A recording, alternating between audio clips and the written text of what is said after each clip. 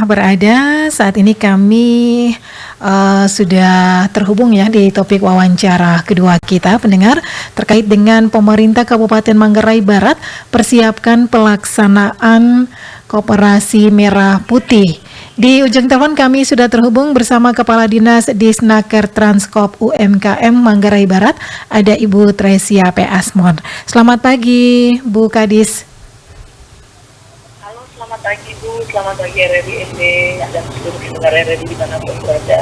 Iya, baik Bu, ini terkait dengan pemerintah Kabupaten Manggarai Barat yang persiapkan pelaksanaan Koperasi Merah Putih. Sejauh ini Bu Kadis, ini apa yang melatar belakangi persiapannya seperti apa nih Bu? Ya, baik, ya Koperasi Merah Putih ya sesuai dengan arahan Presiden dan hasil rapat terbatas Presiden, salah satu menjadi program prioritas nasional saat ini.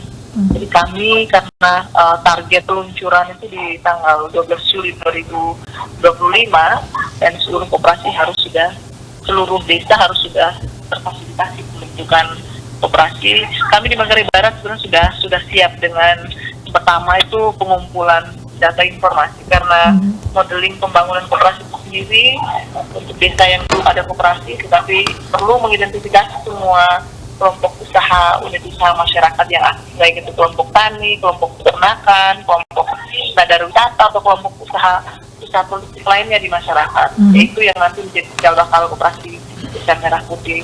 Juga melihat koperasi-koperasi yang mungkin saat ini ada di desa tetapi tidak aktif, itu nanti dengan konsep revitalisasi koperasi. Dan yang ketiga, kalau di desa ada koperasi yang saat ini sudah berkembang, jadi kita hanya memfasilitasi pengembangan koperasi dan dijadikan koperasi Desa Merah Putih. Jadi saat ini kami di Manggarai Barat diskusi teknis dengan dinas terkaitnya itu sudah dilaksanakan.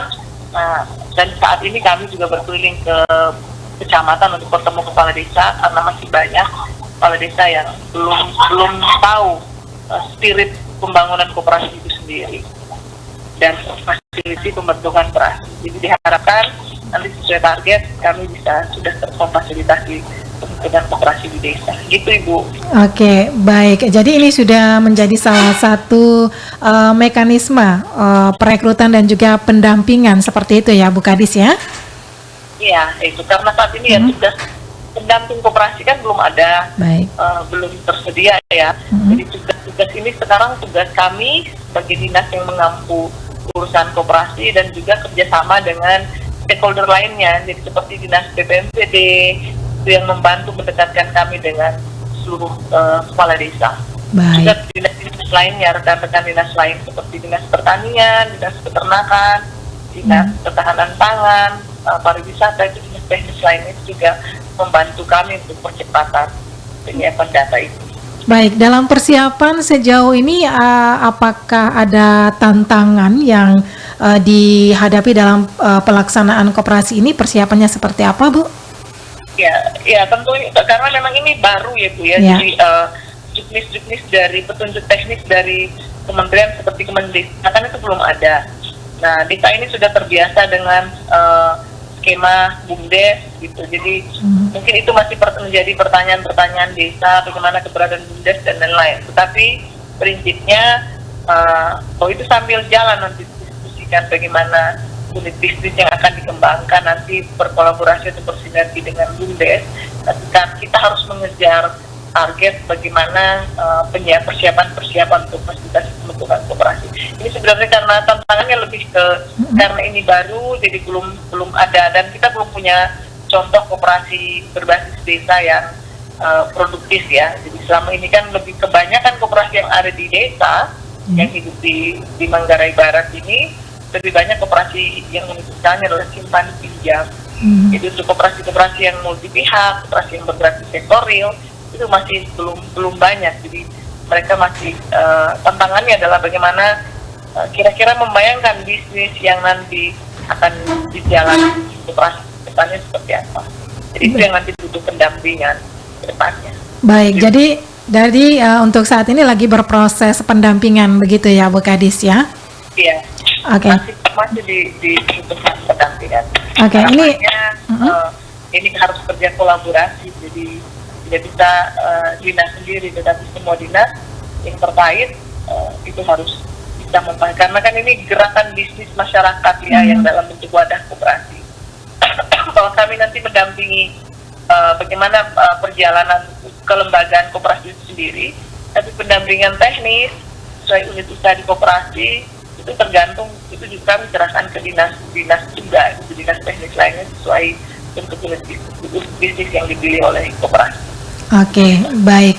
Nah, untuk sekarang ini bagaimana ketika melakukan pendampingan antusias dari masyarakat yang pemilik koperasi ini seperti apa nih Bu Kadis? Yang baru permulaan. Jadi, baru permulaan, baik. Ya, Oke. masyarakat itu mungkin belum terekspos dengan ekspos banyak ya dengan motivasi dan spirit koperasi. Ini sekarang advokasinya masih ke level-level desa dan pengurus di desa, dan juga misalnya tokoh masyarakat lainnya yang kebetulan kami saat ini melaksanakan musrenbang kecamatan.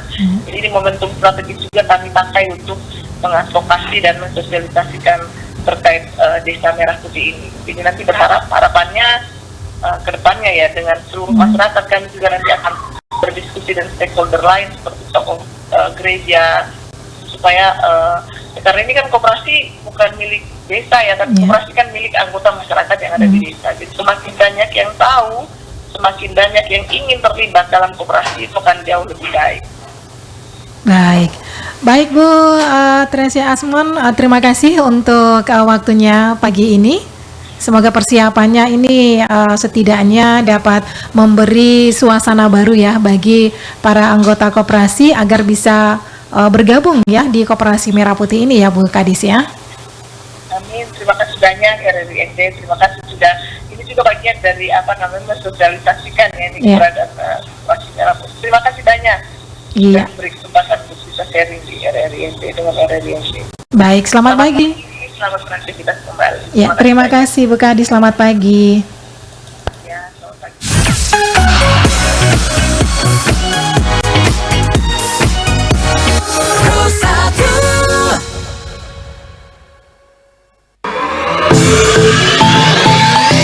RRI.co.id, media radio berita online terpercaya. Berita